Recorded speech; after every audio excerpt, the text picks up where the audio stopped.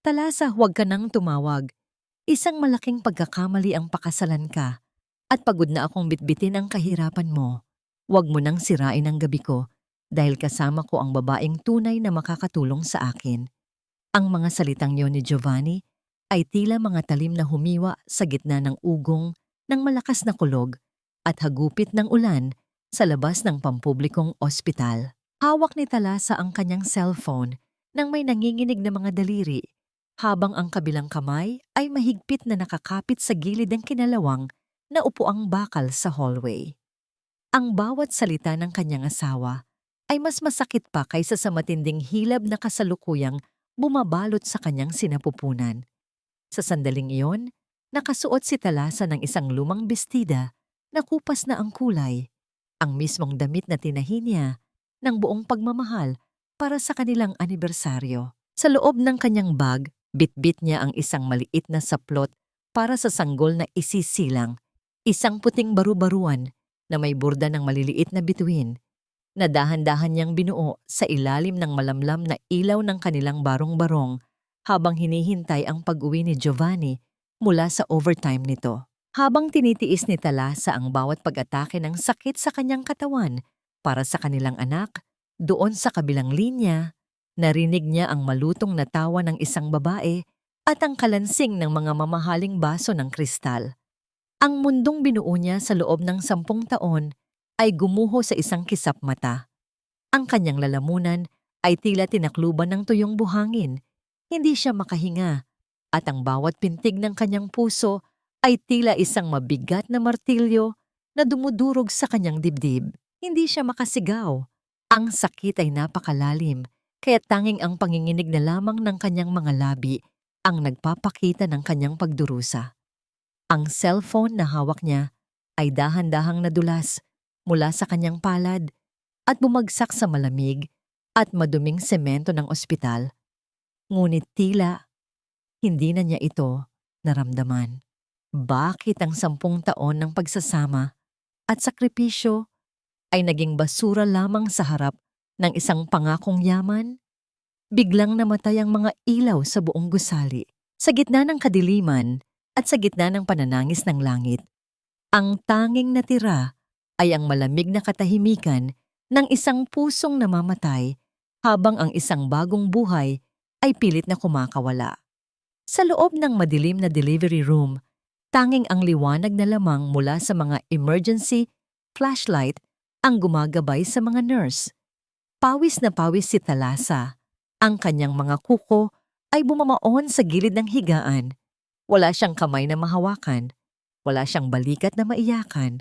Sa bawat ire, ang mukha ni Giovanni na nakangiti sa ibang babae ang kanyang nakikita. Sa bawat hininga, ang amoy ng antiseptic at lansa ng dugo ang kanyang nalalasahan. Nang sa wakas ay marinig ang unang iyak ng sanggol. Hindi ito ang malakas at masiglang tunog na inaasahan ng lahat. Ito ay isang mahina at gurgling na tunog, isang pagsusumamo para sa hangin. Nanganganib ang bata. Kailangan natin siyang dalhin sa NICU. Ang mabilis na wika ng doktor sa gitna ng kaguluhan. Tiningnan ni Talasa ang kanyang anak mula sa malayo. Ang maliit na sanggol ay tila isang munting ibon na basa ng ulan, nanginginig at hirap na hirap. Gusto niyang tumayo, gusto niyang yakapin ang anak, ngunit ang kanyang katawan ay tila isang lantang dahon na wala ng lakas. Sa gitna ng panghihina, tanging ang imahe ng kanyang asawa na may hawak na baso ng alak ang paulit-ulit na bumabalik sa kanyang isipan. Ang gabi ng kanyang pinakamatinding sakripisyo ay ang gabi rin ng pinakamasamang pagtataksil, habang ang kanyang anak ay nakikipaglaban para sa bawat hininga sa loob ng isang glass box. Ang lalaking nangako sa kanya ng habang buhay ay kasalukuyang nagdiriwang sa tagumpay na nakamit niya sa ibabaw ng pagkawasak ng sariling pamilya. Inilipat si Talasa sa isang ward na siksikan at mainit. Ang amoy ng antiseptic at pawis ay humahalo sa malansang simoy ng hangin mula sa bintanang hindi maingat na naisara. Sa paligid niya, naririnig niya ang bulong ng ibang mga asawang lalaki na nag-aalaga sa kanilang mga kabiyak. ang mahihinhin na tawa, at ang pangako ng masayang pag-uwi. Ang bawat masayang tunog na yon ay tila mga asin na ibinubudbod sa sariwang sugat ng kanyang puso. Lumapit ang isang nurse, ang mukha nito ay bakas ng pagod at awa. Inilapag nito ang isang piraso ng papel sa gilid ng kanyang kama, ang bill para sa paon ng bayad sa NICU at ang listahan ng mga gamot na kailangan ng kanyang anak para mabuhay.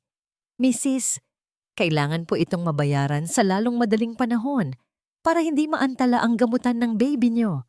Nasaan po ang asawa niyo? Tanong ng nurse sa mahinang boses. Hindi nakasagot si Talasa. Tumingin lamang siya sa kisame kung saan ang tubig ulan ay dahan-dahang tumatulo mula sa isang bitak, tila nakikidalamhati sa kanyang kalagayan. Paano niya sasabihin na ang lalaking dapat ay katuwang niya ay kasalukuyang nag-aalay ng kanyang katapatan sa ibang reyna? Pinilit niyang abutin ang kanyang bag, umaasang may natira pang ilang daang piso sa kanyang luma at manipis na pitaka. Ngunit bago pa man niya mabuksan ang bag, isang pamilyar na boses ang tumawag sa kanyang pangalan mula sa pintuan ng ward. Ito ay si Aling Marta, ang kanilang kapitbahay sa barong-barong na inuupahan. Basang-basa si Aling Marta, ang kanyang mukha ay puno ng uling at luha. Talasa, Diyos ko Talasa, ang inyong bahay. Tila tumigil ang pag-ikot ng mundo ni Talasa. Aling Marta, ano po ang nangyari? Ang makina ko, ang mga gamit namin. Natupok ng apoy ang buong hilera natin, Talasa. Wala silang naisalba. Ang kidlat, tumama sa poste at mabilis na kumalat ang apoy dahil sa lakas ng hangin. Wala ka nang babalikan, Ija. Humihikbing balita ng matanda. Ito na ang ikalawang hagupit, ang dusing ng tadhana na tuluyang nagpabagsak sa kanya. Wala na siyang asawa, wala na siyang tahanan, at ang tanging bagay na nag-uugnay sa kanya sa alaala ng kanyang yumaong ina, ang lumang makinang panahi, ay naging abo na rin. Nakatitig lamang si Talasa sa kawalan. Ang kanyang mga mata ay tuyo na dahil sa sobrang sakit na hindi na kayang ilabas ng luha. Sa loob ng isang gabi, naging ganap siyang ulila sa lahat ng bagay. Ang tanging natira sa kanya ay ang isang munting baru-baruan na may burda ng mga bituin na mahigpit niyang nayakap sa kanyang dibdib habang ang lamig ng gabi ay dahan-dahang nanunuot sa kanyang mga buto. Bakit kung sino pa ang marunong magmahal ng tapat, sila pa ang tinatraidor ng pagkakataon? Bakit ang mga taong handang ibigay ang lahat ay siyang iniiwang walang-wala sa gitna ng unos? Habang ang kidlat ay muling gumuguhit sa langit, isang mapait na panata ang nabuo sa isipan ni Talasa sa gitna ng kanyang panghihina. Kung ang mundo ay naging malupit sa kanya ngayong gabi, kailangan niyang maging matatag para sa hininga ng kanyang anak. Ngunit sa ilalim ng lahat ng iyon, isang tanong ang patuloy na umaaling-aungaw sa kanyang nagdurugong puso.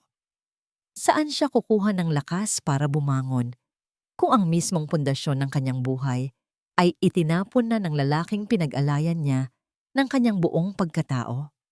Sa kabilang dako ng lungsod, sa loob ng isang de-aircon na suite, si Giovanni ay humahalakhak habang isinusuot ang isang gintong relo, isang regalo mula kay Celestina. Hindi niya alam na ang bawat segundo ng kanyang kaligayahan ay binabayaran ng bawat patak ng dugo at luha ng asawang kinalimutan na niya. Nanatiling nakahiga si Talasa sa dilim. Ang kanyang paningin ay nakapako sa pinto ng NICU. Naghihintay ng himala sa gitna ng isang trahedyang tila wala ng katapusan. Ito na ang huling pirma na kailangan ko sa iyo, Talasa. Huwag mo nang pahabain pa ang usaping ito dahil wala ka ring mapapala. Ang boses ni Giovanni ay kasing lamig ng hanging nanggagaling sa luma at maingay na aircon ng ospital. Nakatayo siya sa tapat ng kama ni Talasa. Suot ang isang mamahaling suit na tila kumikinang sa gitna ng madungis at kupas na pintura ng ward. Ang kanyang presensya ay tila isang malaking insulto sa bawat pasyenteng nakahiga doon na naghihikaos sa buhay. Sa kanyang kamay, hawak niya ang isang puting envelope. Isang dokumentong wawakasan ang 10 taon nilang pagsasama sa loob lamang ng ilang minuto. Dahan-dahang itinuwid ni Talasa ang kanyang pagkakaupo kahit ramdam pa niya ang hapdi ng kanyang tahi at ang panghihina ng kanyang buong katawan. Tiningnan niya ang kanyang asawa, ang lalaking minsan niyang tinawag na tahanan. Ngunit ang nakikita niya ngayon ay isang estrangherong binalot ng kasakiman. Giovanni, kailangan ng anak mo ng gamot, ang sabi ng doktor. Ang boses ni Talasa ay bahagyang nanginig. Inilabas niya ang lukot-lukot na listahan ng mga gamot mula sa ilalim ng kanyang unan. Ngunit bago pa man niya ito maiabot, iniwasan ni Giovanni ang kanyang paningin. Iyan ang dahilan kung bakit kailangan mong pirmahan ito. Tugon ni Giovanni habang inilalapag ang isang mamahaling ballpen sa ibabaw ng kumot. Magpakatotoo tayo, Talasa. Wala ka ng bahay, wala kang trabaho. Paano mo bubuhayin ang batang yan? Mas mabuting ibigay mo na lang ang karapatan sa akin. Si Celestina. Mayaman siya. Maibibigay niya sa bata ang lahat ng hindi mo kayang ibigay. Huwag kang maging makasarili. Ang mga salitang yon ay tila isang malakas na sampal na yumanig sa buong pagkatao ni Talasa. Tinatangka ni Giovanni na gamitin ang kanyang kahirapan upang agawin ang tanging kayamanang natitira sa kanya. Ang kanyang puso ay tila isang basong kristal na muling itinapon sa semento at dinurog ng mabibigat na paa. Makasarili? Ako pa ang makasarili, Giovanni? Pabulong na tanong ni Talasa, ngunit ang bawat pantig ay puno ng puot. 10 taon akong nagtiis sa hirap kasama mo. Ibinenta ko ang mga alahas ng nanay ko para lang makapagtapos ka. At ngayon, sasabihan mo akong hindi ko kayang buhayin ang sarili kong anak? Dahil iyon ang katotohanan. Inibulyaw ni Giovanni dahilan upang mapalingon ang ibang mga pasyente. Ang pagmamahal ay hindi nakakabili ng oxygen tank. Ang pagtitiis ay hindi nakakabayad ng NICU. Pirmahan mo na ito at bibigyan kita ng sapat na pera para makapagsimula ka ulit. Isipin mo na lang na pabor ito sa'yo. Sa gitna ng kanilang pagtatalo, isang matunog na hakbang ng mga high heels ang narinig mula sa pasilyo. Pumasok ang isang babaeng tila galing sa cover ng isang fashion magazine. Si Celestina, ang kanyang bawat kilos ay puno ng kayabangan, ang kanyang mga mata ay mapangmata, habang tinitingnan ang paligid ng ward na tila ba natatakot siyang madungisan ang kanyang suot. Hon, are you done yet? Ang baho dito. Hindi ko na matiis ang amoy ng mga mahihirap. Wika ni Celestina habang naglalakad palapit kay Giovanni at humawak sa braso nito. Tumingin siya kay Talasa at isang mapait na ngiti ang gumuhit sa kanyang mga labi. So ikaw pala ang legal wife? You look miserable. No wonder Giovanni wanted an upgrade. Hindi nakapagsalita si Talasa. Ang kanyang mga kamay ay mahigpit na nakakuyom sa ilalim ng kumot hanggang sa bumaon ang kanyang mga kuko sa kanyang palad. Ang hapdi ng pisikal na sugat ay wala pa sa kalahati ng hapdi ng kanyang nadaramang pagkapahiya. Celestina, huwag dito.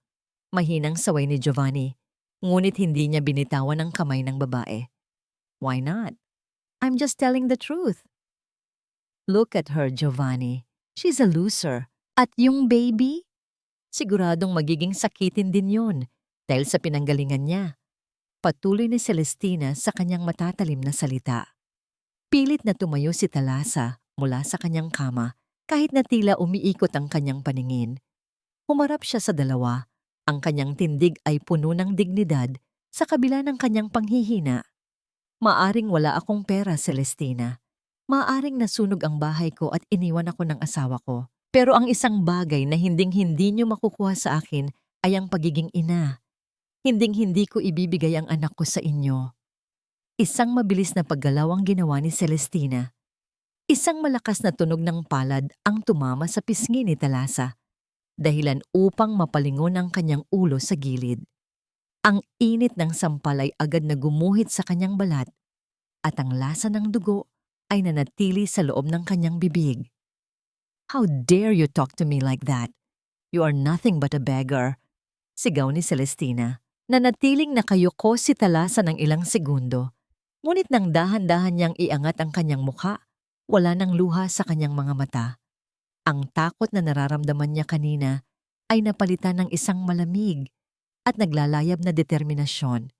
Tinitigan niya si Celestina ng diretso sa mga mata, isang titig na tila sumasaksak sa konsensya ng babae. Salamat sa sampal na ito, Celestina. Mahinang wika ni Talasasa.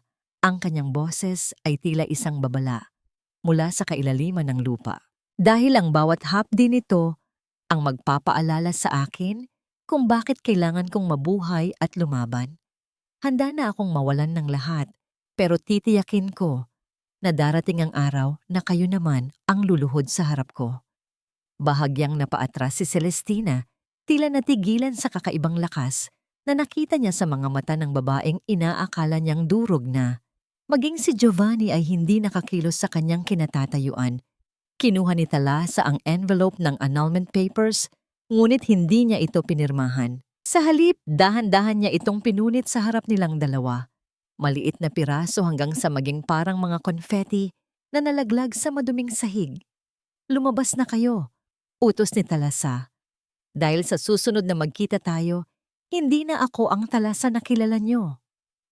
Habang papalabas ang dalawa, naiwan si Talasa na nakatayo sa gitna ng ward. Ang kanyang katawan ay nanginginig sa galit at pagod, ngunit sa loob ng kanyang dibdib, ang apoy na akala niya ay napatay na ng baha at bagyo ay muling nagliyab. Isang munting tunog ng pag-iyak ang narinig niya mula sa malayo, ang iyak ng kanyang anak sa NICU. Hindi niya alam kung paano siya magsisimula sa susunod na araw o kung saan siya kukuha ng perang pambayad sa ospital. Ngunit habang nakatingin siya sa kanyang mga palad na puno ng gasgas, isang alaala ang pumasok sa kanyang isipan. Ang imahe ng lumang makinang panahi ng kanyang ina. Maaaring naging abo na ito, ngunit ang karunungang iniwan nito sa kanyang mga kamay ay hinding-hindi mananakaw ng kahit na sino.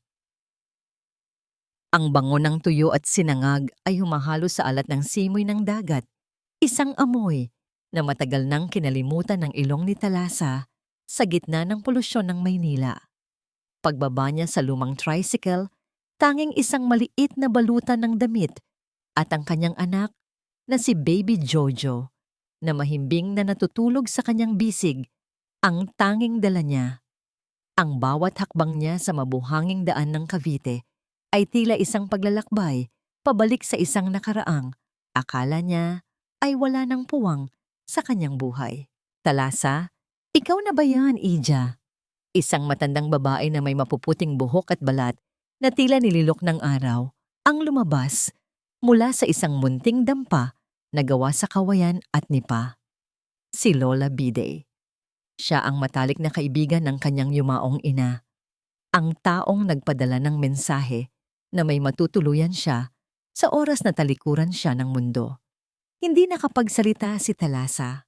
Sa halip, ang kanyang mga mata ay dahan-dahang napuno ng luha, hindi dahil sa pait, kundi dahil sa ginhawa. Isang mahigpit na yakap ang isinalubong sa kanya ni Lola Biday. Isang yakap na amoy init ng araw at pagmamahal. Ang uri ng yakap na nagsasabing, ligtas na siya. Huwag kang mag-alala, Ija. Hanggat narito ako, hindi kayo magugutom ng apo ko. Bulong ng matanda, habang dahan-dahang hinahaplos ang likod ni Talasa. Sa loob ng maliit na dampa, tila tumigil ang oras. Inilapag ni Talasa ang kanyang anak sa isang malinis na banig. Doon, sa isang sulok na tinatamaan ng huling sinag ng dapit hapon, nakikita niya ang isang bagay na nagpatibok ng mabilis sa kanyang puso. Isang makinang panahi na Singer, gawa sa itim na bakal na may mga kupas na gintong drawing ng bulaklak. Balot ito ng isang lumang telang sako upang hindi masyadong kalawangin ng alat mula sa dagat. Iyan ang makinang iniwan ng nanay mo sa akin bago siya pumanaw. Wika ni Lola Biday habang inilalapit ang isang lampara. Sabi niya, darating ang araw na kakailanganin mo ito. Hindi ko alam kung bakit, pero itinago ko yan Kahit na maraming beses na akong inalok ng mga kolektor na bilhin yan, dahan-dahang lumapit si Talasa. Hinaplos ng kanyang mga daliri ang malamig na bakal ng makina. Naramdaman niya ang gasgas ng kalawang at ang dulas ng langis. Ang makinang ito ang saksi sa bawat puyat at pagod ng kanyang ina para mapatapos siya ng pag-aaral. Ito ang sandata na nagbigay sa kanila ng dangal sa gitna ng kahirapan. Akala ko, natupok na ang lahat sa sunog. Mahinang wika ni Talasa, ang kanyang boses ay puno ng pagkamangha. Maaring masunog ang bahay, Talasa, pero ang talento at ang mana ng iyong dugo ay hinding-hindi maabot ng ing apoy. Sagot ni Lola Bide. Nang gabing iyon, matapos mapakain at mapatulog ang anak, naupo si Talasa sa harap ng makina. Sinubukan niyang paikutin ang gulong nito. Ang tunog ng mga bakal na nagtatama ay tila isang matandang awit na nagpapatahimik sa kanyang naguguluhang isipan. Kumuha siya ng isang basahan at nagsimulang linisin ang bawat bahagi nito. Gusto niyang tanggalin ang bawat bakas ng dumi. Tila ba sa paglilinis ng makina ay nililinis din niya ang sariling pagkatao mula sa mga panglalait ni na Giovanni at Celestina. Habang maingat niyang pinupunasan ang ilalim ng tableta ng makina, naramdaman ng kanyang mga daliri ang isang maliit na gatla sa kahoy. Hindi ito isang ordinaryong gasgas. Ito ay tila isang lihim na dugtungan. Gamit ang isang maliit na kutsilyo, dahan-dahang sinungkit ni Talasa ang bahaging iyon. Isang maliit at manipis na drawer ang bumukas. Isang taguan na hindi mo mapapansin kung hindi mo susuriin ng maigi. Sa loob nito ay may isang piraso ng lumang papel na kulay kape na sa katagalan. Nang buksan ni Talasa ang papel, tumambad sa kanya ang isang disenyong Theo, embroidery, na gawa sa pinong-pinong mga guhit. Napahinto ang paghinga ni Talasa. Ang disenyo ay isang kakaibang pattern ng mga alon at bituin, isang sining na tila humihinga sa papel. Ngunit hindi ang ganda ng sining ang nagpagulat sa kanya. Ang disenyong yon ay ang mismong logo na nakaborda sa mamahaling bag na dala ni Celestina noong huling pagkikita nila sa ospital. Ang logo ng Celestina Textiles, ang imperyong ipinagmamalaki ng babaeng umagaw sa kanyang asawa. Bakit nasa ilalim ng makina ng kanyang ina ang disenyong ito? Paano naging pag-aari ng mga pamilya ni Celestina ang isang sining na tila matagal nang nakatago sa munting dampa ni Lola Bide? Isang malamig na hangin ang umihip mula sa bintana, dahilan upang gumalaw ang apoy ng lampara. Sa sandaling iyon, naramdaman ni Talasa na ang kanyang pagkakatapon sa baybaying ito ay hindi isang aksidente ng tadhana. Ang kalawanging makinang ito ay hindi lamang basta mana. Ito ay isang susi sa isang madilim na sikretong maaaring magpabagsak sa mga taong umapak sa kanyang pagkatao. Humigpit ang hawak ni Talasa sa papel. Tumingin siya sa kanyang anak na mahimbing na natutulog at pagkatapos ay sa madilim na dagat sa labas. Ang laban ay hindi pa tapos. Sa katunayan, kasisimula pa lamang nito sa bawat tusok ng karayom at bawat hila ng sinulid. Ang bawat sentimo ay katumbas ng isang patak ng pawis at 1,000 tusok ng karayom sa aking mga daliri. Ito ang bulong ni Talasa sa kanyang sarili habang ang kanyang kanang paa ay tila wala ng pakiramdam sa paulit-ulit na pag-apak sa pedal ng lumang makinang Singer. Sa gitna ng init ng katanghalian sa Cavite, ang tunog ng pag-ikot ng mga gulong ng makina ay tila isang kanta ng pakikipagsapalaran. Sa kanyang tabi, ang mga retasong tela na hiningi niya mula sa mga patahian sa bayan ay dahan-dahang nagiging mga basahan, mga bilog at makukulay na saplot sa sahig na kanyang ibinibenta sa palengke para lamang may maibili ng gatas at bitamina si Baby Jojo. Muling dumaing ng mahinang ubo ang sanggol na nakahiga sa duyan na gawa sa kumot. Agad na itinigil ni Talasa ang kanyang pagtatahi at nilapitan ng anak. Hinipo niya ang noo nito. Mainit-init pa rin. Ang ubo ni Jojo mula noong isilang ito sa gitna ng bagyo ay tila isang anino na ayaw lumisan. Alam ni Talasa na hindi sapat ang mga herbal na pinapainom ni Lola Biday. Kailangan ng bata ng nebulizer at maayos na pagsusuri. Dinala siya ng kanyang desperasyon sa isang desisyong ipinangako niyang hinding-hindi na gagawin. Gamit ang huling 5 pisong barya, naglakad siya patungo sa kanto para tumawag sa isang public phone. Sa bawat pag-ikot ng numero ni Giovanni, tila may bumabara sa kanyang lalamunan. Hello? Giovanni, si Talasa ito. Mahina at nanginginig niyang wika nang sagutin ang tawag. Ano na naman ba? Sinabi ko na sa'yo, pirmahan mo ang papeles at makukuha mo ang gusto mo. Ang sagot ni Giovanni na may kasamang ingay ng mga taong nagtatawanan sa background. I'm busy, Talasa. May board meeting kami ni Celestina. Giovanni, may sakit ang anak mo. Kailangan ko lang ng pambili ng gamot. Kahit kaunti lang, parang awa mo na. Pagsusumamo ni Talasa, ang kanyang mga mata ay dahan-dahang napuno ng luha ng pagkapahiya. Isang mapait na tawa ang narinig niya mula sa kabilang linya. Anak ko, sigurado ka bang sa akin yan? Baka naman ginagamit mo lang ang bata para perahan ako. Look, stop bothering me. Kung wala kang pambili ng gamot, ibigay mo na lang ang bata sa amin. Si Celestina, handa siyang kumuha ng pinakamagaling na doktor sa Makati Medical Center. Don't be so dramatic, Talasa. You chose this life. Bye. Kasabay ng pagkaputol ng linya ay ang paghampas ng matinding galit sa dibdib ni Talasa. Ibinalik niya ang telepono at sumandal sa poste ng kuryente. Ang kanyang mga kamay ay nanginginig sa puot. Hindi niya akalain na ang lalaking minsan niyang pinagsilbi ng buong puso ay magiging ganito katuso at kalupit. Ang pag-aalinlangan nito sa sariling anak ay ang huling sinulid na nag-uugnay sa kanya sa natitirang respeto para kay Giovanni. Ang sinulid na yon ay tuluyan ng naputol. Bumalik siya sa dampa at hinarap ang kanyang makina. Sa halip na gumawa ng karaniwang basahan, kinuha niya ang isang pirasong telang lino na itinabi niya. Isang puting tela na nakuha niya mula sa mga tira-tira ng isang mamahaling patahian. Gamit ang disenyong natuklasan niya sa ilalim ng makina, sinimulan niyang burdahin ang gilid nito. Ang kanyang mga daliri ay tila may sariling isip. Ang bawat tahi ng mga alon at bituin ay tila naglalabas ng lahat ng sakit at determinasyong nararamdaman niya. Kinabukasan, bit-bit ang isang tumpok ng mga basahan at ang nag-iisang espesyal na panyong binurdahan niya, nagtungo siya sa palengke.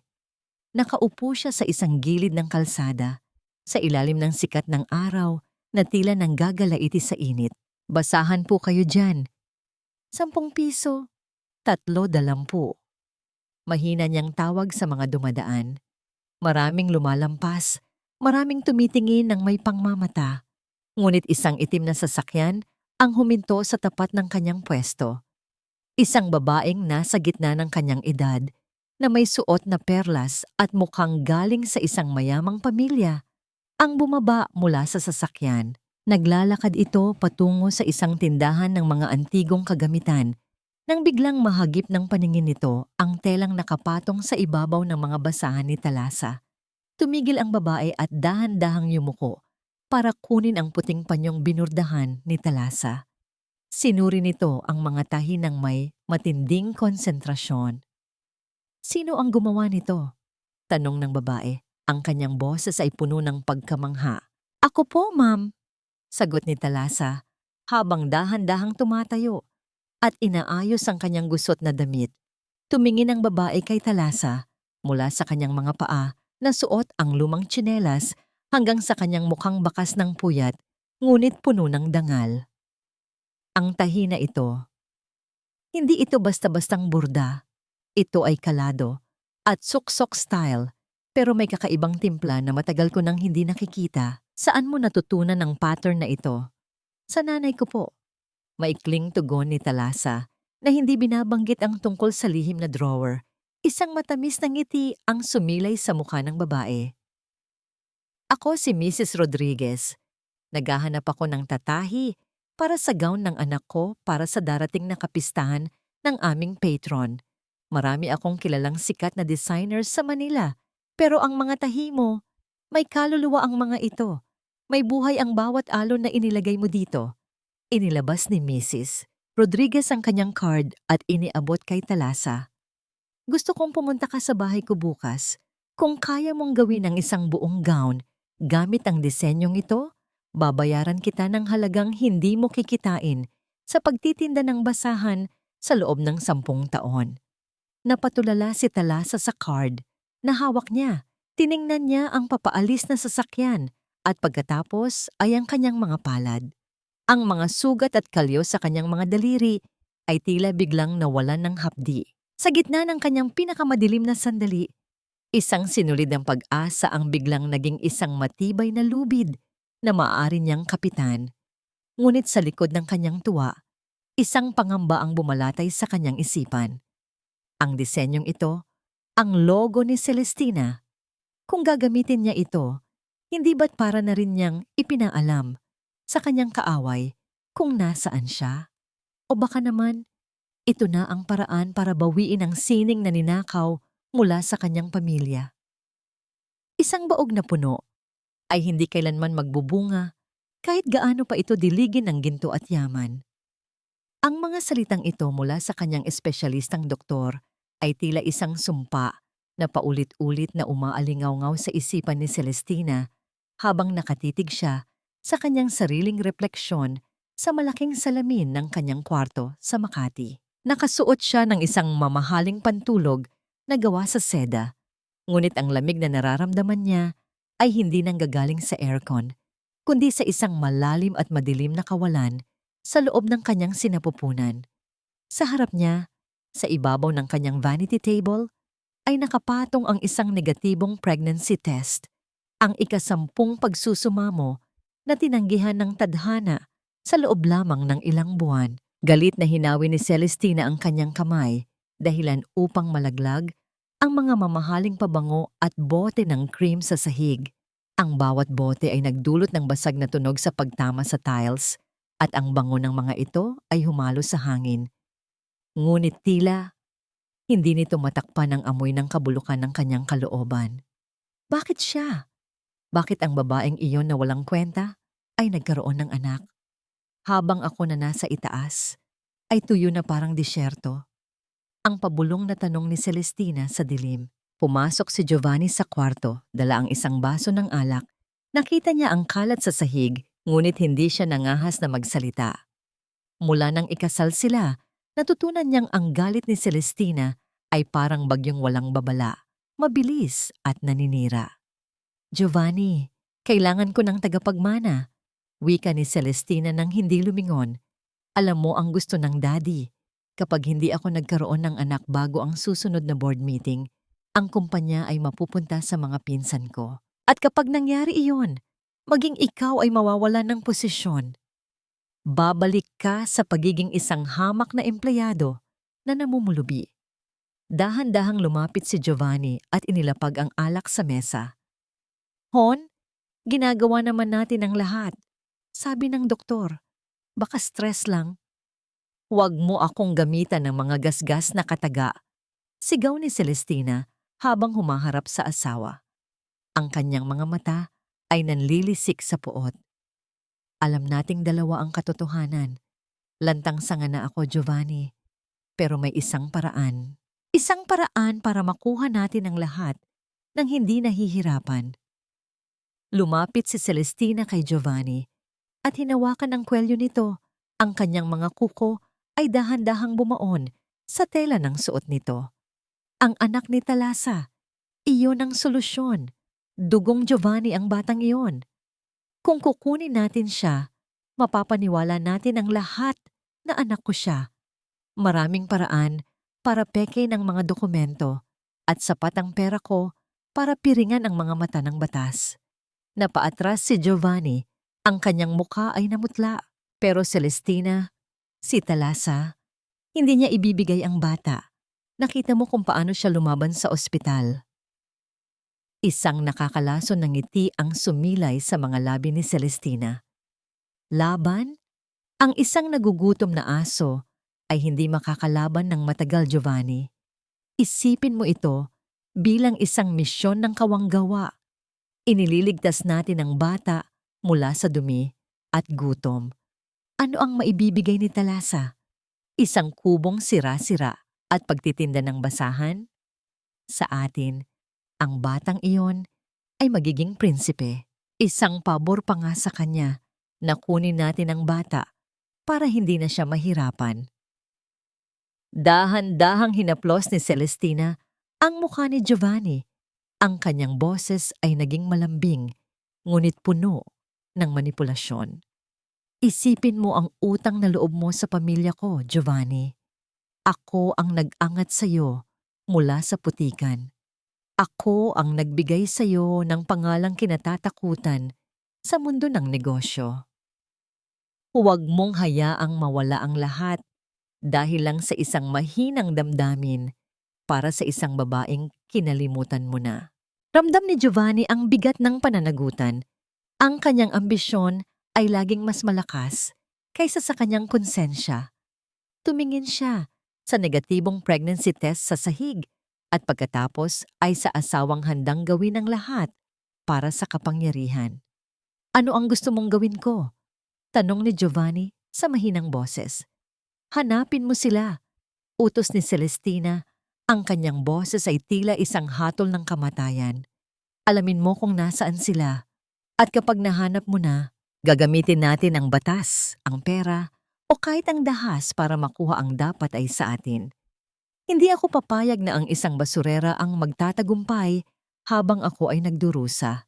Nang gabing iyon, matapos lumabas ni Giovanni, tumayo si Celestina sa gitna ng kwartong puno ng mamahaling kagamitan ngunit walang buhay. Kinuha niya ang isang maliit na saplot ng sanggol na gawa sa mamahaling lace na binili niya noon. Isang pag-asang hindi kailanman natupad. Gamit ang kanyang mga kamay, dahan-dahan niyang hinila ang bawat hibla ng lace hanggang sa ito ay maging mga basag na sinulid na lamang. Ang kanyang puso ay tila isang tuyong balon at ang tanging makakapuno dito ay ang pagnanakaw sa kaligayahan ng iba. Sa labas, ang mga ilaw ng Makati ay kumikinang, ngunit sa loob ng penthouse na yon, isang madilim na balak ang dahan-dahang hinahabi. Isang patibong na nakalaan para kay Talasa at sa kanyang anak. Ang bawat ulos ng karayom sa puting seda ay tila isang tibok ng puso na puno ng pagsusumamo. Sa loob ng 3 araw at 3 gabi, halos hindi natulog si Talasa. Ang kanyang mga mata ay namumula na at ang kanyang mga daliri ay may mga maliliit na sugat mula sa hindi sinasadyang pagkatusok. Ngunit hindi niya binitawan ang tela. Sa ilalim ng andap-andap na liwanag ng gasera, binubuhay niya ang disenyong hininga ng dagat. Isang obra maestra ng mga alon na tila gumagalaw at mga bituin na tila nagniningning gamit ang pinong asul at pilak na sinulid. Sa tuwing bibigat ang kanyang mga pilikmata, titingnan lamang niya ang kanyang anak na si Jojo na mahimbing na natutulog sa tabi ng kanyang makina. Ang mahinang paghinga ng bata ang nagsisilbing gasolina ng kanyang pagkatao. Alam niyang ito na ang huling pagkakataon para maibigay sa anak ang buhay na nararapat dito. Nang ihatid ni Talasa ang gown sa mansyon ni Mrs. Rodriguez, ang kanyang puso ay tila isang tambol na mabilis ang pagtibok. Nakasuot siya ng malinis, ngunit lumanyang bestida. Bit-bit ang isang malaking kahon na gawa sa karton. Paglabas ng anak ni Mrs. Rodriguez na si Nina, isang sikat na fashion influencer sa social media, ay tila tumigil ang lahat ng ingay sa loob ng bahay. Dahan-dahang inilabas ni Talasa ang gown. Ang puting seda ay tila dumadaloy na parang tubig sa kanyang mga kamay. Ang mga detalyadong borda sa laylayan at sa manggas ay kumikinang sa ilalim ng mga chandelier. Diyos ko, it's so beautiful. This is beyond what I expected. Ang malakas na tili ni Nina habang hinahaplos ang mga tahi. Mom, look at the details. Ang pino, parang hindi gawa ng tao. It's like the ocean is literally breathing on this fabric. Isang sobrang makapal ang iniabot ni Mrs. Rodriguez kay Talasa. Nang hawakan ito ni Talasa, naramdaman niya ang bigat ng perang sapat na para sa operasyon at gamot ni Jojo. Hindi lang sining ang ibinigay mo sa amin, Talasa. Ibinigay mo ang iyong kaluluwa. Maraming salamat. Hindi akalain ni Talasa na ang gown na yon ang magiging mitya ng isang malaking pagbabago. Kinagabihan, nag-post si Nina ng isang video habang suot ang gown sa kanyang social media account. Sa loob lamang ng ilang oras, ang video ay kumalat na parang apoy sa tuyong damo. Libo-libong tao ang nag-share, nag-like, at nagtanong, sino ang designer who made this hininga ng dagat masterpiece? Ang balita ay umabot hanggang sa mga balita sa telebisyon at mga sikat na fashion blog sa Manila. Pinag-uusapan ang misteryosong mananahi mula sa Cavite na gumagamit ng isang sinaunang teknik sa pagbuburda na matagal nang nawala sa sirkulasyon. Samantala, sa loob ng isang marangyang opisina sa Makati, kasalukuyang tinitingnan ni Giovanni ang kanyang tablet habang nagpapahinga mula sa trabaho. Isang notification ang lumitaw tungkol sa isang viral fashion trend. Nang i-click niya ang video, ang kanyang mundo ay tila muling nyanig ng isang malakas na lindol. Nakafocus ang camera sa mga detalye ng borda ng gown, ang mga alon, ang mga bituin, ang kakaibang pattern ng suksok style. Ang kanyang kamay ay nanginginig habang inilalapit ang screen sa kanyang mga mata. Kilala niya ang disenyong yon. Iyon ang disenyong matagal nang ipinagmamalaki ng pamilya ni Celestina bilang kanilang original heritage design. Ngunit ang gawang nakikita niya ngayon ay mas buhay, mas totoo, at may kakaibang kinang na hindi kayang gayahin ng mga makina ng kanilang kumpanya. At pagkatapos, sa dulo ng video, ay panandaliang nahagip ang mukha ng gumawa. Kahit na nakatalikod ito at bahagyang malabo, hinding-hindi magkakamali si Giovanni. Ang tindig na yon, ang paraan ng pag-aayos ng buhok, at ang mga matang puno ng dangal sa kabila ng pagiging payat. Talasa, ang pabulong na wika ni Giovanni sa katahimikan ng kanyang opisina. Ang kanyang puso ay biglang napuno ng pinaghalong takot, pagtataka, at isang hindi maipaliwanag na panghihinayang. Sa sandaling iyon, bumukas ang pinto at pumasok si Celestina, galit na galit habang hawak din ang kanyang cellphone. Giovanni, nakita mo ba ito? May isang basurerang nagnanakaw ng ating piradong disenyo. Sinasabi ng lahat na ang hininga ng dagat ang tunay na orihinal at ang atin ay pekeng kopya lang. Kailangan nating mahanap ang babaeng ito at kasuhan siya ng plagiarism. Sisirain ko ang buhay niya. Hindi nakasagot si Giovanni. Nakatingin lang siya sa screen kung saan ang kanyang asawang itinapon niya ay dahan-dahang nagiging reyna ng sarili nitong kapalaran. Ang liwanag na nanggagaling sa video ay tila sumisilaw sa kanyang konsensya. Ngunit sa gitna ng tagumpay ni Talasa, isang bagong panganib ang dahan-dahang lumalapit.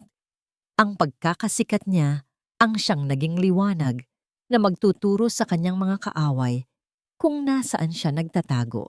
Ang bawat papuri mula sa publiko ay katumbas ng bawat hakbang ni na Giovanni at Celestina patungo sa kanyang munting dampa sa tabi ng dagat. Lola, bakit parang hindi kayo masaya para sa akin? Akalain nyo, sapat na itong perang ito para sa operasyon ni Jojo. Makakahinga na tayo ng maluwag. Hawak ni Talasa ang makapal na sobre mula kay Mrs. Rodriguez. Ang kanyang mga mata ay nagniningning sa pag-asa habang nakaupo sila ni Lola Biday sa munting hapag-kainan na gawa sa kawayan. Ngunit sa halip ng ngiti, ang nakita niya sa mukha ng matanda ay isang malalim na pag-aalala na tila isang madilim na ulap na tumatakip sa sikat ng araw. Ang bawat kunot sa noo ni Lola Biday ay tila nagsasalaysay ng isang kwentong matagal nang nakabaon sa limot. Dahan-dahang kinuha ng matanda ang isang lumang Biblia na balot ng telang pilus mula sa itaas ng aparador. Inilapag niya ito sa mesa at binuksan sa gitnang bahagi kung saan may nakatagong isang kupas na sobrang kulay kape. Hindi lahat ng liwanag ay nagdadala ng kaligtasan, Talasa. Mahinang wika ni Lola Biday, ang kanyang boses ay tila isang babala na nagmumula sa kailaliman ng lupa. Ang disenyong hininga ng dagat na ginawa mo, iyan ang mitya na muling magpapasiklab sa galit ng mga taong sumira sa nanay mo. Panahon na para malaman mo ang katotohanan. Naramdaman ni Talasa ang isang kakaibang lamig na dumaloy sa kanyang gulugod. Ang tunog ng mga alon sa labas ng dampa ay tila naging mas malakas at mas mapanganib. Ang nanay mong si Maribel, hindi siya basta-bastang mananahi lamang noon. Pagsisimula ni Lola Biday habang hinahaplos ang Biblia, siya ang utak at kamay sa likod ng tagumpay ng kumpanya ng lolo ni Celestina.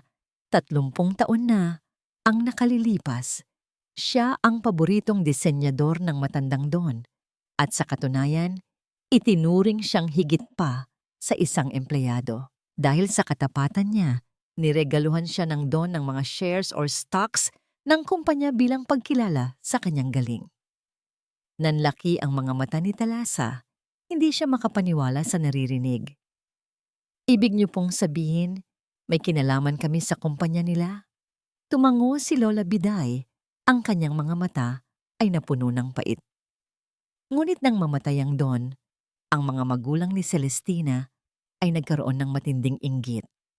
Nang malaman nilang buntis ang nanay mo sa'yo, gumawa sila ng isang maruming plano. Pinagbintangan nila si Maribel na nagnakaw ng mga mamahaling tela at pera ng kumpanya. Pinalabas nilang traidor ang nanay mo upang mabawi ang mga shares na dapat ay para sa inyo. Ipinahiya nila siya. Pinalayas ng walang bitbit kundi ang makinang singer na yan at binalaan na huwag nang babalik kailanman. Kinuha ni Lola Biday ang papel mula sa loob ng lumang Biblia. Isa itong dokumento ng pagmamay-ari ng mga stocks na may pirasong tuyong bulaklak sa loob. Ito ang katibayan, Talasa. Ang nanay mo ay hindi lamang isang biktima. Siya ang tunay na pundasyon ng imperyong tinatamasa ni Celestina ngayon. Ang logo na nakita mo sa ilalim ng makina ay hindi nila disenyo. Iyon ang huling gawa ng nanay mo na ninakaw nila at ginawang tatak ng kanilang kasinungalingan. Ang bawat salita ni Lola Biday ay tila isang malakas na dagok sa dibdib ni Talasa.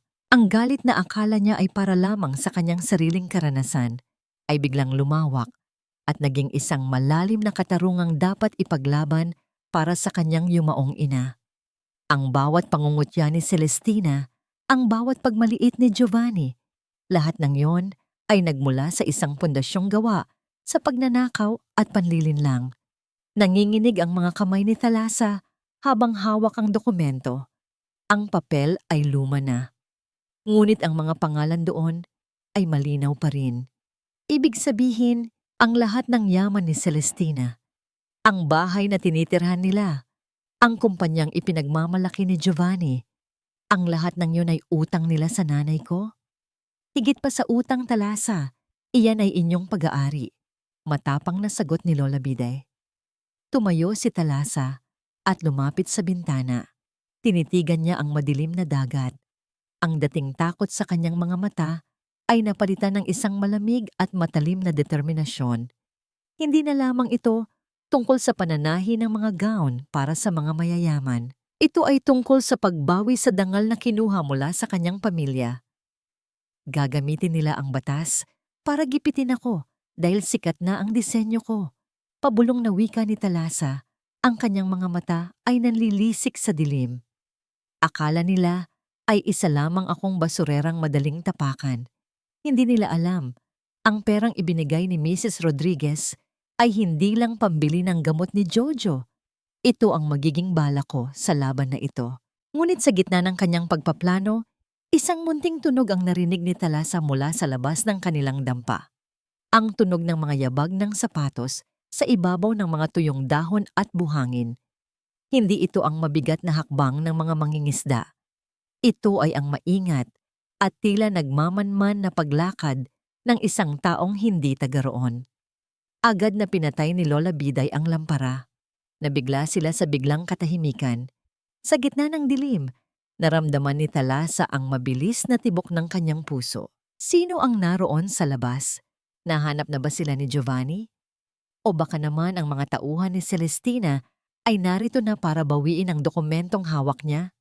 Isang anino ang dumaan sa harap ng kanilang bintana at ang tanging naririnig na lamang ay ang malakas na paghampas ng alon sa pampang, tila nagbababala ng isang paparating na unos na mas malakas kaysa sa kahit anong bagyong naranasan ni Talasa sa kanyang buhay. Ang dumi ay mananatiling dumi kahit balutin mo pa ng ginto. Talasa, tumingin ka sa paligid mo. Sa tingin mo ba ay may puwang ang isang katulad mo sa mundong ito? Ang boses ni Celestina ay tila isang malat na bulong na puno ng lason habang nakatayo sila sa gitna ng malawak at marangyang ballroom ng isang hotel sa Makati.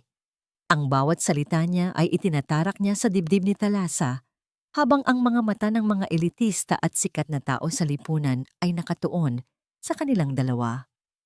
Sa pagkakataong ito, hindi suot ni Talasa ang kanyang lumang bestida. Nakasuot siya ng isang simpleng itim na gown na siya mismo ang nagtahi, na may palamuting puting burda sa balikat na tila mga pakpak ng isang anghel na bumabangon mula sa abo.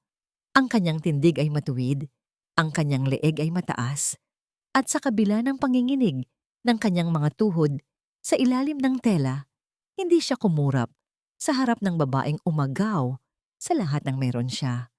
Ang ginto ay nakukuha sa ilalim ng lupa. Celestina, kaya wag mong hamakin ang dumi dahil doon nagmumula ang tunay na yaman na hindi kayang pekein ng kahit anong makinang panahi. Mahinahong sagot ni Talasa, sapat na lakas para marinig ng mga taong nakapaligid sa kanila. Bahagyang namula ang mukha ni Celestina sa galit. Hindi niya inaasahan na ang babaeng itinapon niya sa putikan ay magkakaroon ng lakas ng loob na sagutin siya sa harap ng maraming tao. Itinaas ni Celestina ang kanyang baso ng champagne, tila isang reyna na naghahanda para sa isang pagbitay. Napaka-ambisyosa. Pagpapatuloy ni Celestina sa kanyang mataray na tono. Inimbitahan ka lang dito ni Mrs. Rodriguez dahil sa awa. Huwag mong isipin na bahagi ka na ng sirkulong ito. Sa isang pitik ko lang, kaya kong ipabura ang pangalan mo sa industriyang ito. Isang tawag ko lang sa mga abogado ko at mabubulok ka sa kulungan dahil sa pagnanakaw ng aming mga disenyo. Ramdam ni Talasa ang panlalamig ng kanyang mga kamay. Ang bawat matalas na tingin ng mga tao ay tila mga karayom na tumutusok sa kanyang balat. Ang kanyang lalamunan ay nanunuyo at ang kanyang puso ay tila isang ibon na pilit kumakawala sa isang masikip na hawla. Ngunit bago pa man siya makapagsalita, isang lalaking naka-Amerikana ang lumapit sa kanila. Ipagpaumanhin niyo, Madam Celestina. Wika ng lalaki sa isang baritonong boses. Ngunit bilang isang abogado, nais kong paalalahanan kayo na ang bintang ng plagiarism ay kailangang may matibay na basehan.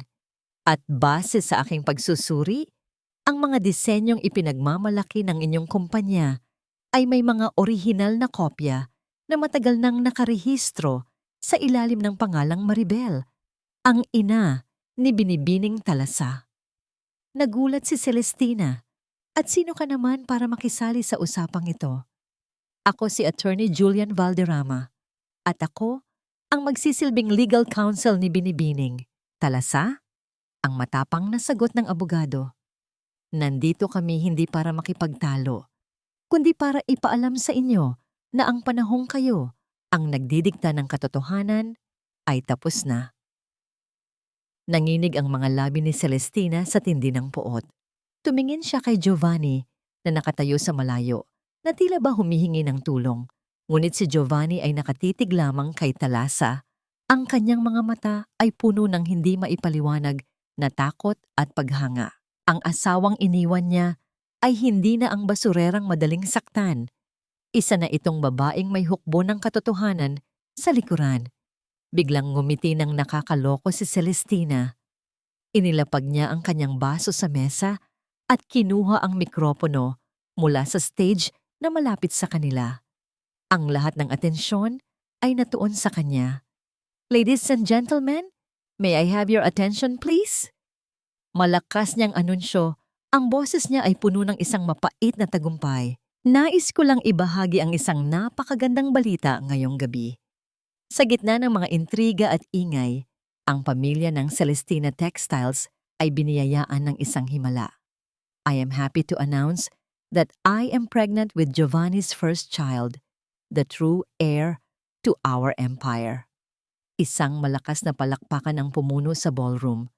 Ang bawat tunog ng palakpak ay tila mga kulog na dumudurog sa pandinig ni Thalassa. Tumingin siya kay Giovanni at nakita niya ang pagkagulat sa mukha nito. Isang patunay na maging ang asawa nito ay hindi alam ang balitang ito. Alam ni Thalassa ang katotohanang ibinulong ni Lola Biday. Baog si Celestina. Ang anunsyong ito ay isang malaking kasinungalingan, isang patibong para mapanatili ang kapangyarihan at para tuluyang durugin ang pag-asa ni Thalassa na makuha ang katarungan para sa kanyang anak. Congratulations, Thalassa! Bulong ni Celestina habang bumababa sa stage at lumalapit muli sa kanya. Anong laban ng iyong mga dokumento sa isang buhay na tagapagmana? Mas kailangan ng kumpanya ang isang sanggol kaysa sa isang mananahi mula sa Cavite. At kapag nakuha ko na ang loob ng board of directors, titiyakin kong kukunin ko rin ang iyong anak. Dahil mas karapat dapat siya sa akin kaysa sayo. Naiwang nakatayo si Thalassa sa gitna ng nagbubunying karamihan. Ang kanyang mundo ay muling uminog ng mabilis. Ang bawat tawa ng mga tao ay tila isang pagdiriwang ng kanyang pagkatalo. Sa loob-loob niya, isang tanong ang patuloy na bumabagabag. Hanggang saan ang kayang gawin ng isang babaeng desperado para lamang manatili sa itaas? At paano niya ililigtas ang kanyang anak mula sa mga kamay ng isang reynang handang pumatay ng katotohanan para lamang sa isang pekeng korona? Thalassa, makinig ka muna sa akin. Ginagawa ko lang ang lahat ng ito para sa ating dalawa. Kung hindi ako sumama kay Celestina, mamatay sa gutom ang anak natin. Intindihin mo naman ang bigat ng pasan ko. Ang boses ni Giovanni ay puno ng mapagkunwaring pagmamalasakit habang hinahawakan niya ang braso ni Thalassa sa madilim at malamig na parking lot ng hotel. Katatapos lang ng marangyang pagtitipon at ang malamig na hangin ng gabi ay tila nanunuot sa manipis na tela ng suot ni Thalassa. Tinitigan ni Thalassa ang mga kamay ng asawa. Ang mga kamay na dati ay nagbibigay sa kanya ng init, ngunit ngayon ay tila mga kadenang pilit siyang ibinabalik sa isang buhay na puno ng kasinungalingan. Dahan-dahang binawi ni Thalassa ang kanyang braso. Ang kanyang mga mata ay walang bakas ng pag-aalinlangan. Tanging isang malalim at matalim na lamig ang makikita doon. Para sa ating dalawa? O para sa iyong ambisyon, Giovanni? Ang mahinang tanong ni Thalassa, ngunit ang bawat salita ay tila isang hatol. Huwag mo akong gamitan ng mga salitang gaslighting dahil hindi na ako ang bulag na babaeng handang maniwala sa bawat hibla ng iyong kasinungalingan. Ang pag-ibig mo ay parang lason na binalot sa asukal, matamis sa simula, pero unti-unti akong pinapatay sa loob ng 10 taon. Hindi mo naiintindihan, Thalassa. Si Celestina, delikado siya. Pabulong na sigaw ni Giovanni.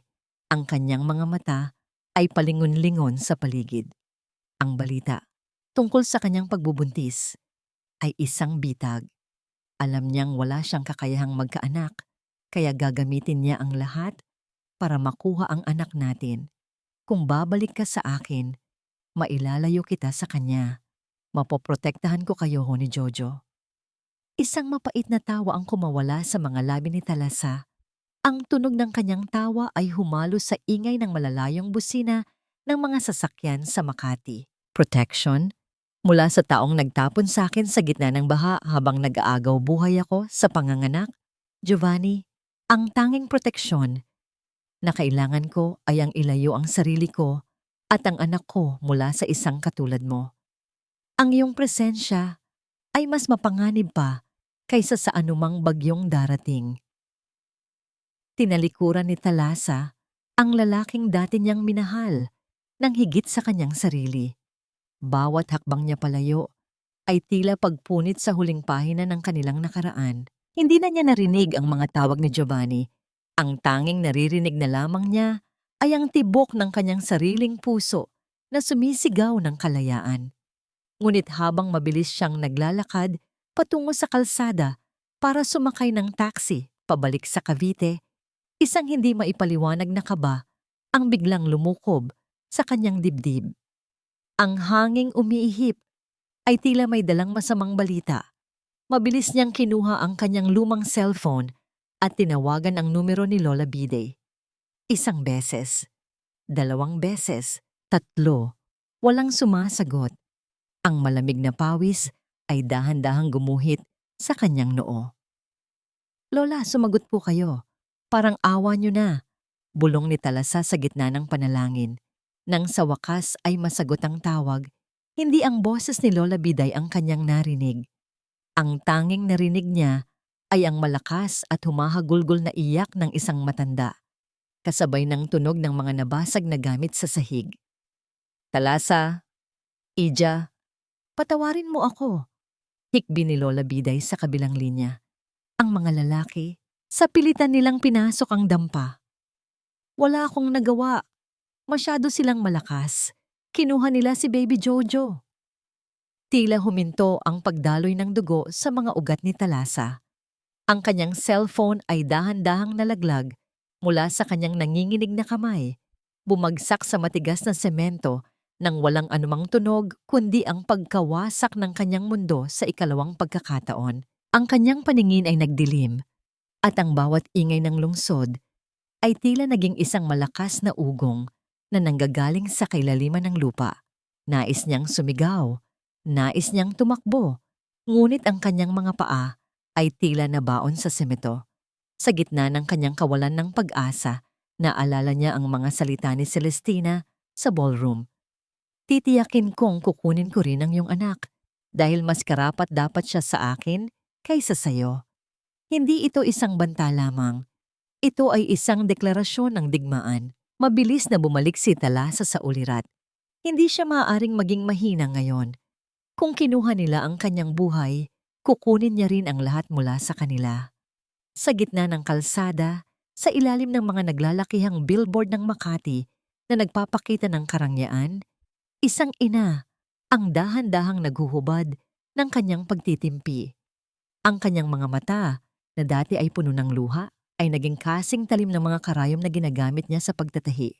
Walang sino man, kahit ang pinakamakapangyarihang reyna sa lungsod na ito, ang may karapatang maghiwalay sa isang ina at sa kanyang anak.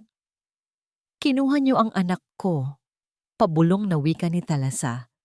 Ang kanyang boses ay tila isang malamig na sumpa na dinala ng hangin. "Ngayon, titiyakin ko na ang imperyong ipinagmamalaki niyo ay magiging tila telang pinagtagpi-tagpi na dahan-dahang maghihiwalay sa harap ng buong mundo." Tumakbo siya patungo sa main road. Ang kanyang gown ay sumasayad sa maduming kalsada, ngunit wala na siyang pakialam. Sa sandaling iyon, ang mananahi mula sa Cavite ay wala na. Ang natira na lamang ay ang isang inang handang sunugin ng langit at lupa para mahanap ang kanyang anak. Ang bawat imperyong itinayo sa ibabaw ng nakaw na pundasyon ay nakatakdang gumuho sa sandaling humihip ang hangin ng katotohanan. Ang boses ni Attorney Julian ay mahinahon ngunit puno ng autoridad habang naglalakad sila ni Thalassa patungo sa malalaking pintuan ng engranding ballroom kung saan ipinagdiriwang ang 50 anibersaryo ng Celestina Textiles.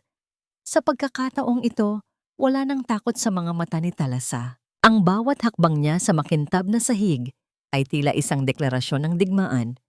Suot niya ang isang gown na kulay pilak na binurdahan ng mga disenyong mas masalimuot pa sa hininga ng dagat. Isang disenyong tinatawag niyang ang pagbangon ng diwa.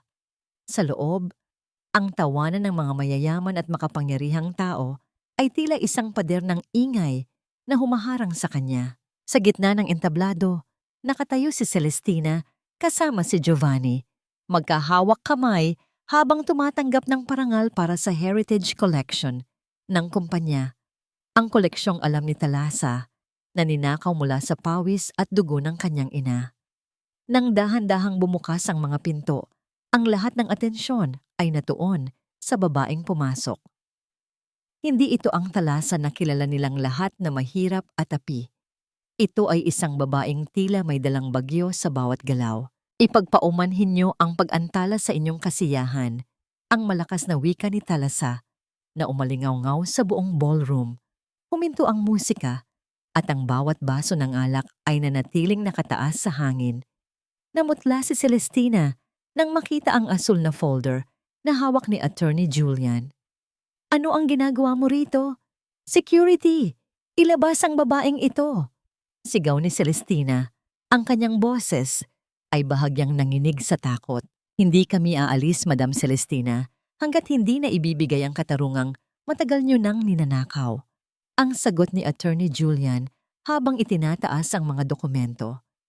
Hawak namin ang orihinal na titulo at stock certificates sa ilalim ng pangalang Maribel na nagpapatunay na si Binibining Talasa ang tunay na nagmamay-ari ng 40% ng kumpanyang ito. At hawak din namin ang ebidensya na ang inyong Heritage Collection ay binuo mula sa mga disenyong iligal ninyong kinuha. Isang malakas na bulungan ang pumuno sa silid. Ang mga kamera ng mga mamamahayag ay nagsimulang kislap ng kislap, tila mga kidlat na tumatama sa mukha ni na Celestina at Giovanni. Naglakad si Talasa patungo sa entablado. Bawat baitang ng hagdan ay tila isang pag-akyat patungo sa kanyang kalayaan. Hinarap niya si Celestina nang walang pag-aalinlangan. Ang distansya sa pagitan nila ay sapat na para maramdaman ni Talasa ang mabilis at takot na paghinga ng kanyang kaaway. Nasaan ang anak ko, Celestina? Ang pabulong na tanong ni Talasa, ngunit ang bawat pantig ay puno ng panganib. Inakala mo ba na sa pagnanakaw mo kay Jojo ay mapapanatili mo ang iyong kasinungalingan? Ang iyong sinasabing pagbubuntis ay isang malaking komedya na pinapanood ng buong bansa. At ang pagkidnap sa aking anak ay ang huling pagkakamaling ginawa mo. Humarap si Talasa sa madla at kinuha ang mikropono. Ang babaeng kinikilala ninyong reyna ng industriyang ito ay isang mapagpanggap. Hindi siya buntis. Ang balitang ikinakalat niya ay isang paraan lamang para makuha ang tiwala ng Board of Directors. At higit sa lahat, ginamit niya ang kanyang kapangyarihan para dukhutin ang isang sanggol na walang kamalay-malay para lamang magkaroon ng pekeng tagapagmana. Isang malakas na singhap ang narinig mula sa mga panauhin. Tumingin si Giovanni kay Celestina. Ang kanyang mga mata ay puno ng pagkagulat at pagkadismaya. Celestina, totoo ba ito? Wala ka bang balak sabihin sa akin na dinukot mo ang sarili kong anak? Giovanni, makinig ka. Ginawa ko ito para sa atin. Ang histerikong sigaw ni Celestina habang pilit na humahawak sa braso ng asawa. Ngunit itinulak siya ni Giovanni, dahilan upang mapaupo ang babae sa sahig ng entablado sa harap ng lahat ng tao. Sa gitna ng kaguluhan, isang video ang biglang lumitaw sa malaking screen sa likuran ni Talasa. Ito ay kuha mula sa isang CCTV soft camera malapit sa dampa ni Lola Biday, na malinaw na nagpapakita sa mga tauhan ni Celestina habang isinasakay ang umiiyak na sanggol sa isang itim na van. Nasaan si Jojo, Celestina? Muling tanong ni Talasa.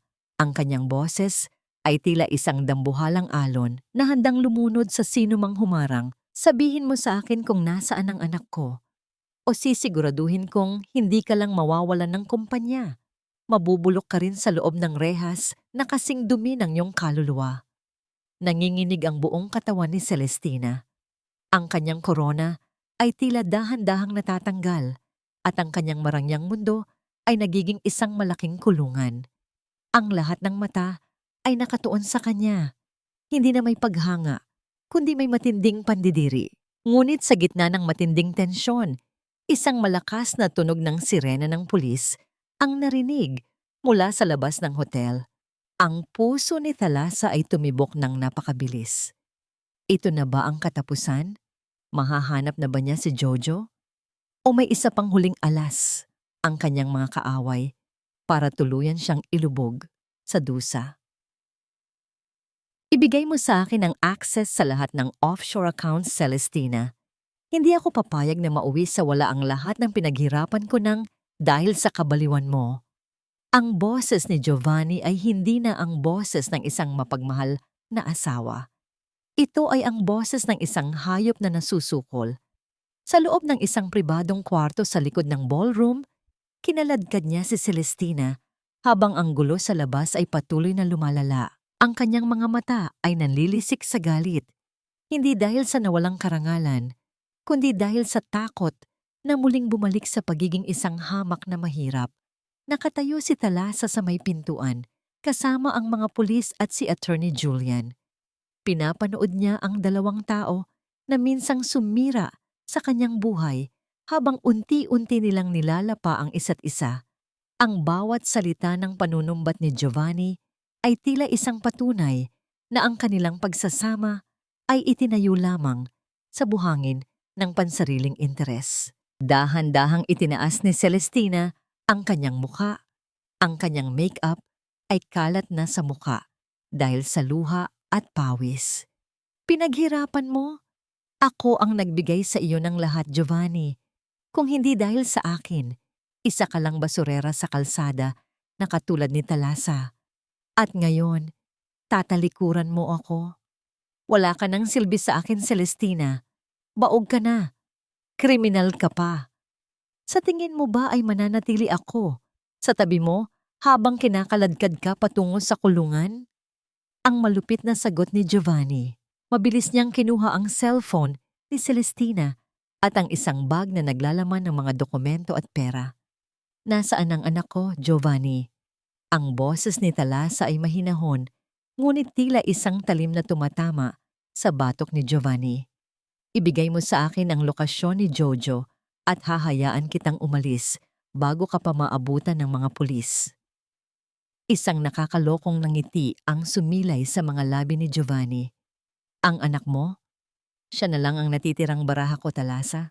Kapag ligtas na ako sa labas ng bansang ito, doon ko lang sasabihin sa'yo kung nasaan siya.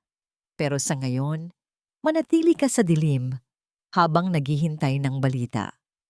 Mabilis na tinulak ni Giovanni si Celestina patungo sa direksyon ng mga pulis at ginamit ang pagkakataong yon para tumakbo patungo sa fire exit. Ang tunog ng kanyang mga yabag sa hagdanan ay tila isang mabilis na tibok ng kaba sa dibdib ni Thalassa. Hindi siya pwedeng mawala. Hindi pwedeng makuha ni Giovanni ang huling piraso ng kanyang buhay. Tumakbo si Thalassa sa parking lot. Ang kanyang mga paa ay tila lumilipad sa semento. Nakita niya ang itim na sasakyan ni Giovanni na mabilis na humaharurot palabas ng hotel. Sumakay si Thalassa sa sasakyan ni Attorney Julian at nagsimula ang isang habulan sa gitna ng madilim at basang mga kalsada ng Makati. Sa loob ng kanyang sasakyan, si Giovanni ay abala sa pag-check ng kanyang online bank accounts. Ang kanyang mga daliri ay mabilis na pumipindot sa screen habang ang sasakyan ay tumatakbo sa bilis na lagpas sa limitasyon. Nakikita niya ang mga zero sa kanyang balance, ang milyon-milyong pisong ninakaw niya mula sa kumpanya. Ang kanyang mata ay nakatitig sa screen, tila hinihigop ng liwanag ng pera hanggang sa hindi na niya napansin ang paparating na malaking truck mula sa kabilang kalsada. Ang tunog ng malakas na pagpreno ng truck ay humalo sa tunog ng pagkabasag ng mga kristal at ang pagtupi ng bakal sa bakal. Ang itim na sasakyan ni Giovanni ay bumaliktad ng ilang beses bago tumigil sa gitna ng kalsada, tila isang lansang nasira sa gitna ng bagyo.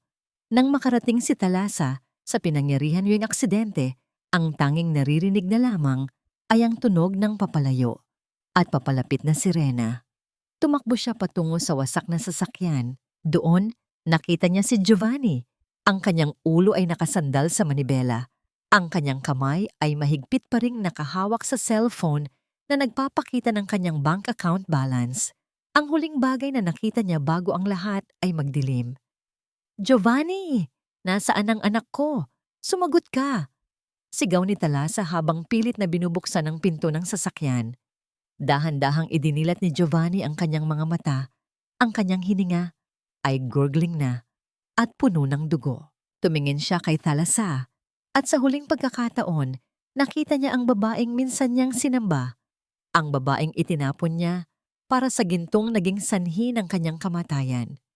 Walang salitang lumabas sa kanyang mga labi, tanging ang dahan-dahang pagpikit ng kanyang mga mata. Ang cellphone sa kanyang kamay ay dahan-dahang namatay ang liwanag, kasabay ng kanyang huling hininga. Napaupo si Talasa sa tabi ng wasak na sasakyan. Ang ulan ay dahan-dahang pumatak sa kanyang mukha, humahalo sa kanyang mga luha. Ang tanging susi para mahanap si Jojo ay nasa loob ng cellphone na ngayon ay basag na at hindi na sumisindi. Nasaan si Jojo? Sa gitna ng trahedyang ito, nasaan ang kanyang anak? Ang katahimikan ng gabi ay tila isang malaking pader na naghihiwalay sa kanya sa huling pag-asa ng kanyang buhay. Ibigay mo sa akin ang access sa lahat ng offshore accounts, Celestina. Hindi ako papayag na mauwi sa wala ang lahat ng pinaghirapan ko nang dahil sa kabaliwan mo. Ang boses ni Giovanni ay hindi na ang boses ng isang mapagmahal na asawa. Ito ay ang boses ng isang hayop na nasusukol. Sa loob ng isang pribadong kwarto sa likod ng ballroom, kinaladkad niya si Celestina habang ang gulo sa labas ay patuloy na lumalala. Ang kanyang mga mata ay nanlilisik sa galit, hindi dahil sa nawalang karangalan, kundi dahil sa takot na muling bumalik sa pagiging isang hamak na mahirap. Nakatayo si Talasa sa may pintuan kasama ang mga pulis at si Attorney Julian. Pinapanood niya ang dalawang tao na minsang sumira sa kanyang buhay habang unti-unti nilang nilalapa ang isa't isa. Ang bawat salita ng panunumbat ni Giovanni ay tila isang patunay na ang kanilang pagsasama ay itinayo lamang sa buhangin ng pansariling interes. Dahan-dahang itinaas ni Celestina ang kanyang mukha. Ang kanyang makeup ay kalat na sa mukha dahil sa luha at pawis. "Pinaghirapan mo. Ako ang nagbigay sa iyo ng lahat, Giovanni. Kung hindi dahil sa akin, isa ka lang basurera sa kalsada na katulad ni Talasa. At ngayon, tatalikuran mo ako? Wala ka nang silbi sa akin, Celestina. Baog ka na, kriminal ka pa. Sa tingin mo ba ay mananatili ako sa tabi mo habang kinakaladkad ka patungo sa kulungan?" Ang malupit na sagot ni Giovanni. Mabilis niyang kinuha ang cellphone ni Celestina at ang isang bag na naglalaman ng mga dokumento at pera. "Nasaan ang anak ko, Giovanni?" Ang boses ni Talasa ay mahinahon, ngunit tila isang talim na tumatama sa batok ni Giovanni. "Ibigay mo sa akin ang lokasyon ni Jojo at hahayaan kitang umalis bago ka pa maabutan ng mga pulis." Isang nakakalokong ngiti ang sumilay sa mga labi ni Giovanni. "Ang anak mo? Siya na lang ang natitirang baraha ko, Talasa. Kapag ligtas na ako sa labas ng bansang ito, dun ko lang sasabihin sa'yo kung nasaan siya. Pero sa ngayon, manatili ka sa dilim habang naghihintay ng balita." Mabilis na tinulak ni Giovanni si Celestina patungo sa direksyon ng mga pulis at ginamit ang pagkakataong yon para tumakbo patungo sa fire exit. Ang tunog ng kanyang mga yabag sa hagdanan ay tila isang mabilis na tibok ng kaba sa dibdib ni Talasa. Hindi siya pwedeng mawala. Hindi pwedeng makuha ni Giovanni ang huling piraso ng kanyang buhay. Tumakbo si Talasa sa parking lot. Ang kanyang mga paa ay tila lumilipad sa semento. Nakita niya ang itim na sasakyan ni Giovanni na mabilis na humaharurot palabas ng hotel.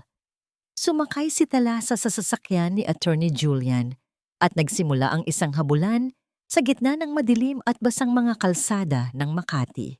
Sa loob ng kanyang sasakyan, si Giovanni ay abala sa pag-check ng kanyang online bank accounts. Ang kanyang mga daliri ay mabilis na pumipindot sa screen habang ang sasakyan ay tumatakbo sa bilis na lagpas sa limitasyon. Nakikita niya ang mga zero sa kanyang balanse. Ang milyon-milyong pisong ninakaw niya mula sa kumpanya. Ang kanyang mata ay nakatitig sa screen, tila hinihigop ng liwanag ng pera, hanggang sa hindi na niya napansin ang paparating na malaking truck mula sa kabilang kalsada. Ang tunog ng malakas na pagpreno ng truck ay humalo sa tunog ng pagkabasag ng mga kristal at ang pagtupi ng bakal sa bakal. Ang itim na sasakyan ni Giovanni ay bumaliktad ng ilang beses bago tumigil sa gitna ng kalsada, tila isang lansang nasira sa gitna ng bagyo. Nang makarating si Talasa sa pinangyarihan ng aksidente, ang tanging naririnig na lamang ay ang tunog ng papalayo at papalapit na sirena. Tumakbo siya patungo sa wasak na sasakyan. Doon, nakita niya si Giovanni. Ang kanyang ulo ay nakasandal sa manibela. Ang kanyang kamay ay mahigpit pa ring nakahawak sa cellphone na nagpapakita ng kanyang bank account balance. Ang huling bagay na nakita niya bago ang lahat ay magdilim. "Giovanni, nasaan ang anak ko? Sumagot ka!" Sigaw ni Talasa habang pilit na binubuksan ang pinto ng sasakyan. Dahan-dahang idinilat ni Giovanni ang kanyang mga mata. Ang kanyang hininga ay gurgling na at puno ng dugo. Tumingin siya kay Talas na at sa huling pagkakataon, nakita niya ang babaeng minsan niyang sinamba, ang babaeng itinapon niya para sa gintong naging sanhi ng kanyang kamatayan. Walang salitang lumabas sa kanyang mga labi, tanging ang dahan-dahang pagpikit ng kanyang mga mata. Ang cellphone sa kanyang kamay ay dahan-dahang namatay ang liwanag, kasabay ng kanyang huling hininga. Napaupo si Talasa sa tabi ng wasak na sasakyan. Ang ulan ay dahan-dahang pumatak sa kanyang mukha, humahalo sa kanyang mga luha. Ang tanging susi para mahanap si Jojo ay nasa loob ng cellphone na ngayon ay basag na at hindi na sumisindi. Nasaan si Jojo? Sa gitna ng trahedyang ito, nasaan ang kanyang anak? Ang katahimikan ng gabi ay tila isang malaking pader na naghihiwalay sa kanya sa huling pag-asa ng kanyang buhay. Sa lahat ng luhang itinahiko sa telang ito, bakit tila wala pa ring sapat na sinulid para mabuo ang sagot sa aking mga tanong? Nasaan ka, anak? Naririnig mo ba ang boses ni nanay sa gitna ng katahimikang ito?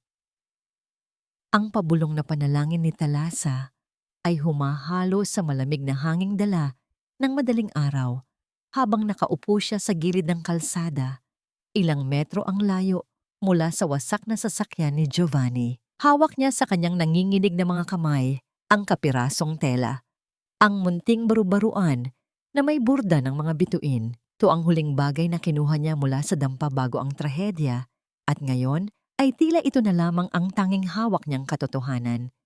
Lumapit si Attorney Julian sa kanya.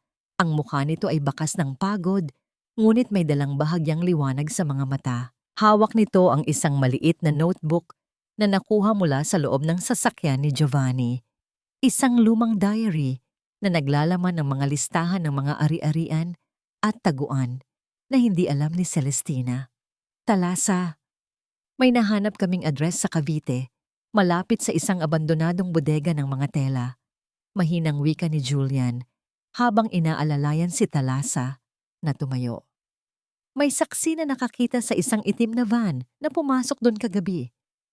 Tila muling nagkaroon ng buhay ang mga binti ni Talasa. Hindi niya inalintana ang dumi sa kanyang gown o ang hapdi ng kanyang mga paa. Ang bawat segundo ay tila isang habambuhay na paghihintay. Sa gitna ng dilim ng kalsada, ang tanging nagbibigay ng direksyon sa kanya ay ang pintig ng kanyang puso na tila isang kompas na tumuturo patungo sa kanyang anak. Nang makarating sila sa bodega, ang paligid ay nababalot ng makapal na hamog. Ang tunog ng mga alon sa hindi kalayuan ay tila nagbibigay ng babala. Dahan-dahang binuksan ng mga pulis ang pintuan. Ang bawat tunog ng bakal na nagtatama ay tila isang kuryenteng dumadaloy sa katawan ni Talasa. Sa loob ng isang maliit at madilim na silid, sa ibabaw ng isang tumpok ng mga retasong tela, nakita niya ang isang maliit na figura. Isang mahinang tunog ng pag-iyak, isang gurgling na tunog na tila humihingi ng yakap, ang pumuno sa buong silid. "Jojo!" Ang sigaw ni Talasa na tila nagmumula sa kailaliman ng kanyang kaluluwa. Mabilis niyang nilapitan ang anak. Binuhat niya ang sanggol at mahigpit na niyakap sa kanyang dibdib. Ang bango ng sanggol na humahalo sa amoy ng alikabok at gatas ay tila isang lunas na agad na nagpahilom sa lahat ng sugat sa kanyang puso. Ang maliit na kamay ni Jojo ay dahan-dahang humawak sa buhok ni Talasa. Isang simpleng kilos na tila nagsasabing, "Nanay, narito na po ako." Sa sandaling iyon, ang mundo ni Talasa ay muling nabuo. Ang bawat hirap, bawat sampal, at bawat pagtitiis sa ilalim ng baha at bagyo ay nagkaroon ng katuturan. Ang anak niya ay buhay, at sa kanyang mga kamay, hawak niya ang hinaharap na hindi na muling mananakaw ng sinuman. Samantala, sa loob ng isang presinto sa Makati, nakaupo si Celestina sa isang malamig na upuang bakal.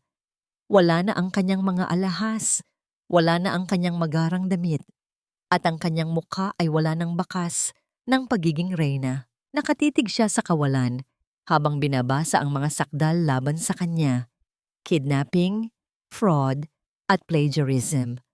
Ang kanyang imperyo ay tuluyan ng gumuho at ang tanging natira sa kanya ay ang katahimikan ng isang selda na magpapaalala sa kanya ng bawat kasinungaling ang kanyang itinanim. Lumipas ang ilang buwan. Ang sikat ng araw sa Cavite ay tila mas maliwanag kaysa dati. Sa harap ng isang bagong gusaling gawa sa kawayan at semento, nakatayo ang isang karatula na may nakasulat na Talasa's Weaving House, ang hininga ng kalayaan. Sa loob, naririnig ang masayang tunog ng maraming makinang panahi. 12 ng mga kababaihan na dati ay biktima rin ng pang-aabuso at kahirapan ang abala sa paggawa ng mga gown na may mga burdang alon at bituin. Si Talasa ay naglalakad sa pagitan nila. Hawak si Jojo na ngayon ay malusog na at mabilog ang mga pisngi. Nakatigil ang kanyang lumang makinang singer sa gitna ng silid, hindi na bilang kagamitan, kundi bilang isang monumento ng kanyang katatagan. Hinaplos ni Talasa ang bakal nito at naramdaman niya ang presensya ng kanyang ina na tila nakangiti mula sa kabilang buhay. "Nagawa natin, nanay," pabulong na wika ni Talasa habang nakatingin sa malawak na asul na dagat. Wala na si Joanie, wala na ang pait ng nakaraan. Ang natira na lamang ay ang isang bagong burda ng buhay na mas matibay, mas maganda, at mas tapat kaysa sa anumang telang kanyang nahawakan. Ang bawat tahi ay puno ng pag-asa at ang bawat sinulid ay naglalayong pagdugtungin ang mga pusong dati ay wasak na katulad ng sa kanya. Ang dapit hapon sa Cavite ay tila isang pintura ng kulay kahel at lila. Isang banayad na pagtatapos sa isang mahabang araw. Nakaupo si Talasa sa beranda ng kanyang bagong tahanan. Ang amoy ng piniritong isda at sariwang hangin mula sa dagat ay humahalo sa halimuyak ng mga bulaklak sa kanyang maliit na hardin. Sa kanyang paanan, si Jojo na ngayon ay isang masiglang bata na may mga matang nagniningning sa talino ay abalang naglalaro ng mga makukulay na kareton. Ang bawat tawa ng bata ay tila isang himig na nagpapatahimik sa anumang bakas ng bagyong dumaan sa buhay ni Talasa. Sa loob ng silid, nakita niya ang kanyang lumang makinang singer. Hindi na ito kalawangin. Ito ay malinis at tila nagniningning sa ilalim ng huling sinag ng araw. Lumapit si Talasa at kinuha ang isang lumang kahon mula sa ilalim ng mesa. Sa loob nito ay ang kanyang lumang damit pangkasal. Ang telang naging saksi sa kanyang mga pangarap na nauwi sa abo. Ang telang naging simbolo ng kanyang pagkabilanggo sa isang maling pag-ibig. Kinuha ni Talasa ang kanyang gunting. Sa bawat dahan-dahang pagbaon ng talim sa puting lace, naramdaman niya ang huling pagputol sa mga kadena ng kahapon. Hindi na siya nagtatanim ng galit kay Giovanni. Ang puot ay pinalitan na ng isang malalim na pangunawa na ang bawat tao ay may kanya-kanyang krus na pinapasan at ang kay Giovanni ay ang kanyang sariling kasakiman na tuluyan nang nagbaon sa kanya sa limot. Hindi rin niya kinamumuhian si Celestina. Para kay Thalassa, ang pananatili ng babae sa loob ng malamig na rehas na pinalilibutan ng mga pader ng pagsisisi at kawalan ng pag-asa ay sapat na kabayaran. Ang tunay na hustisya ay hindi nanggagaling sa paghihiganti, kundi sa pagbangon ng mas matayog kaysa sa mga taong nagtangkang itumba ka. Dahan-dahang tinahi ni Thalassa ang mga piraso ng lace mula sa kanyang damit pangkasal para gawing isang maliit na polo para kay Jojo. Ang bawat tusok ng karayom ay puno ng pagmamahal. Ang bawat hila ng sinulidid ay puno ng pag-asa. Ang dating simbolo ng kanyang dusa ay nagiging simbolo na ngayon ng kanyang tagumpay bilang isang ina. Nabalik ang diwa ni Thalassa nang marinig niya ang tinig ni Lola Biday na tinatawag sila para sa hapunan. Tumingin siya sa malawak na asul na dagat kung saan ang mga alon ay dahan-dahang humahalik sa dalampasigan.